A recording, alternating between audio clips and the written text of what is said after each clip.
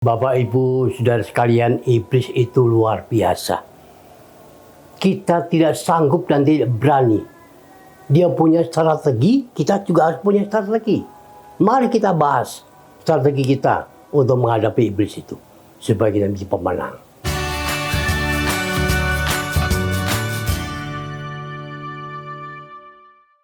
Puji Tuhan, salam jumpa dalam Paulus Rakyat Ministry.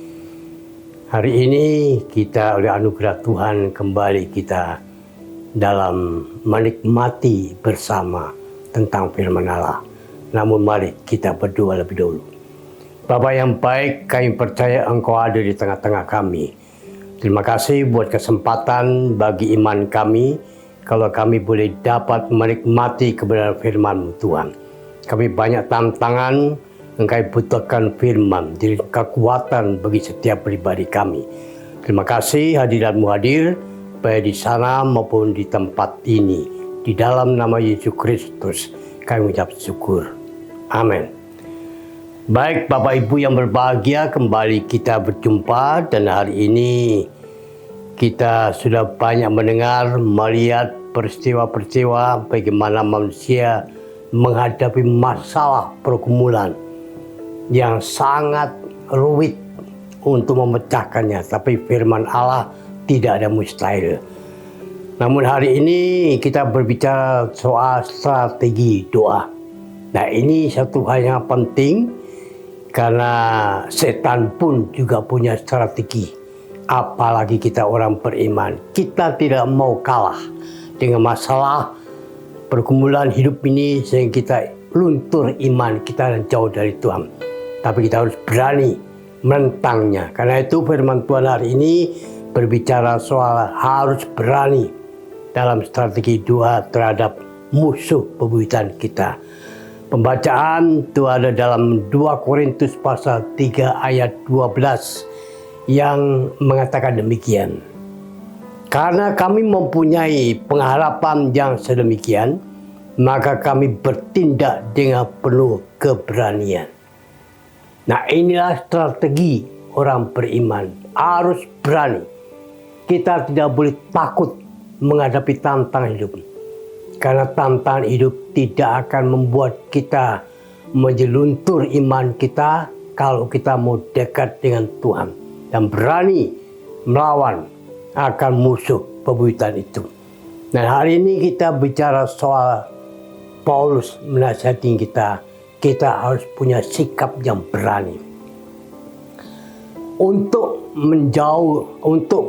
menjangkau hal itu, maka ada 3 hal yang perlu kita renungkan.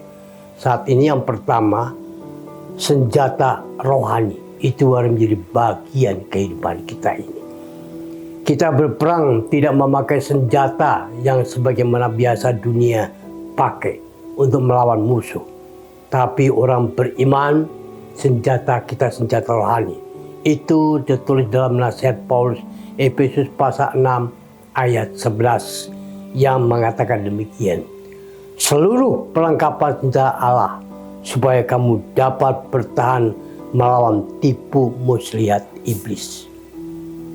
Kalimat yang boleh katakan pendek, tapi satu penekanan yang kuat, mengatakan seluruh perlengkapan senjata Allah supaya kamu dapat bertahan melawan tipu muslihat iblis.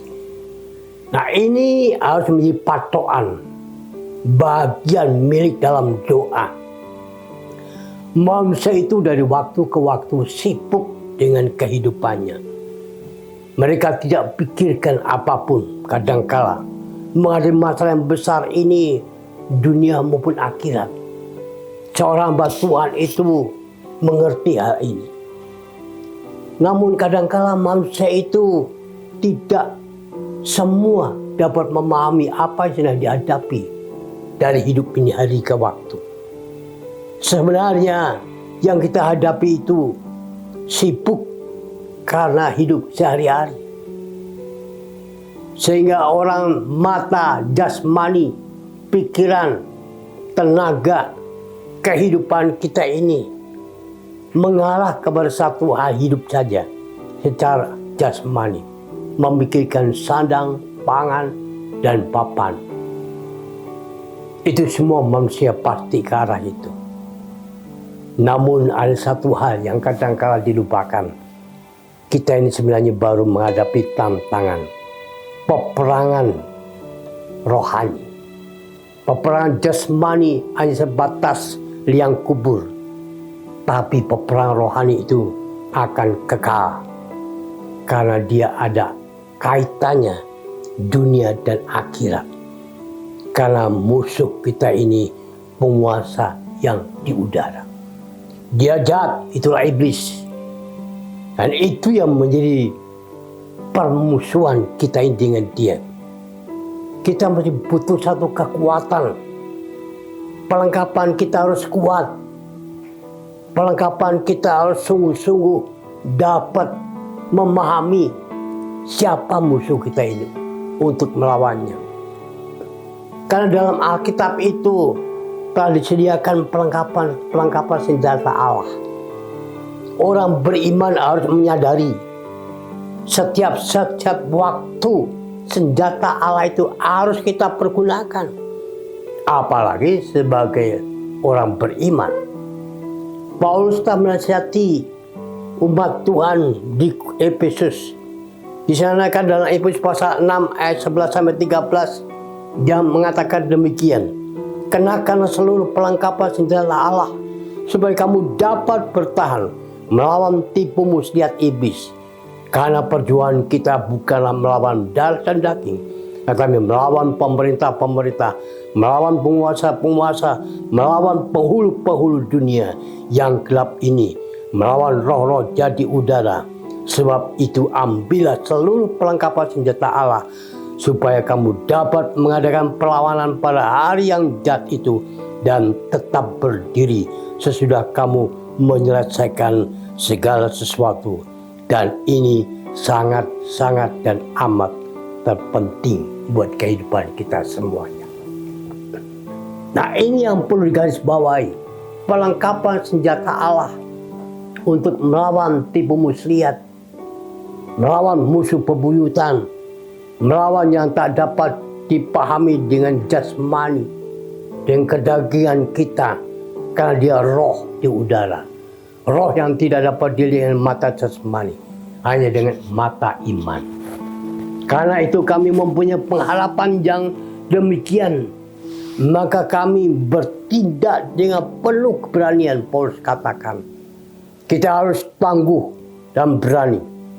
Dalam 2 Korintus pasal 3 ayat 12 mengatakan, karena kami mempunyai pengharapan yang sedemikian, maka kami bertindak dengan penuh keberanian bersama dengan dia. Kita akan memperoleh keberanian. Efesus pasal 3 ayat 12 tadi. Bahkan lebih daripada itu. Dikatakan dalam 1 Yohanes 5 ayat 14, lebih daripada pemenang. Dari yang pertama kita mempunyai senjata yang kuat. Yang kedua, sebagai umat yang punya strategi dua, harus punya keberanian dua. Pemimpin penuh kuasa. Pemimpin siapa? Pemimpin kita itulah Tuhan. Dalam Matius pasal 28 ayat 18 mengatakan, Yesus mendekati mereka dan berkata, kepadaku telah diberikan segala kuasa di surga dan di bumi. Pemimpin perang kita bukan sembarang pemimpin, tetapi dia telah dipilih dan pula penuh dengan kuasa, baik di bumi maupun di surga. Jika Allah di pihak kita, Paulus katakan dalam Roma pasal 8 ayat 31, siapakah yang dapat melawan? Amin. Itulah keadaan orang beriman. Pemimpin perang kita bukan sembarang pemimpin, tapi telah dipilih oleh Allah Bapa di sorga dan penuh kuasa di bumi maupun di sorga. Jika Allah di pihak kita, tidak ada satupun dapat melawan. Ingat, setelah itu mantan Tuhan,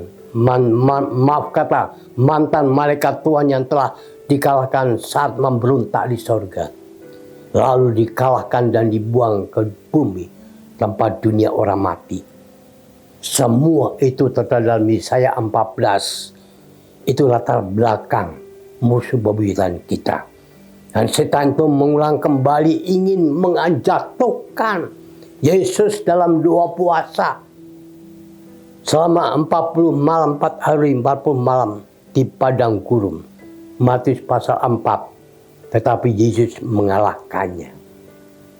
Yang ketiga, sebagai strategi doa, kita adalah pemenang. Wahyu 6 ayat 28 mengatakan, lalu ia maju sebagai pemenang untuk merebut kemenangan. Yesus mengatasi segala masalah, dan itu akan terus berjalan dalam kehidupan manusia, dalam kehidupan orang beriman. Iblis akan berupaya untuk menjatuhkannya kepercayaan, keimanan, keibadatan, dan kehidupan kita lewat masalah-masalah pergumulan hari ke hari. Tapi ingat, lengkapi persenjataan kita dengan benar. Karena itu di strategi kita pasti menang. Bahkan lebih daripada pemenang. Roma 8 ayat 37. Ini strategi kita. Sekali lagi, pertama, kita harus memiliki senjata lain. Kedua, kita harus punya kepercayaan pemimpin kita penuh dengan kuasa. Dan yang ketiga, kita menjadi seorang pemenang lebih dari pemenang. Biar strategi ini dipegang teguh dalam hidup kesehari. Tuhan memberkatinya. Bapa di surga, terima kasih buat firman-Mu. Kami percayakan bukan saja pendengar, tapi kami harus memahaminya dan melakukan dalam kehidupan hari kesehari, dalam menghadapi strategi iblis yang akan menjatuhkan keimanan kita. Tapi hari ini kami bersyukur firman-Mu hidup dan berkuasa. Dalam nama Yesus Kristus kami ucap syukur. Amin.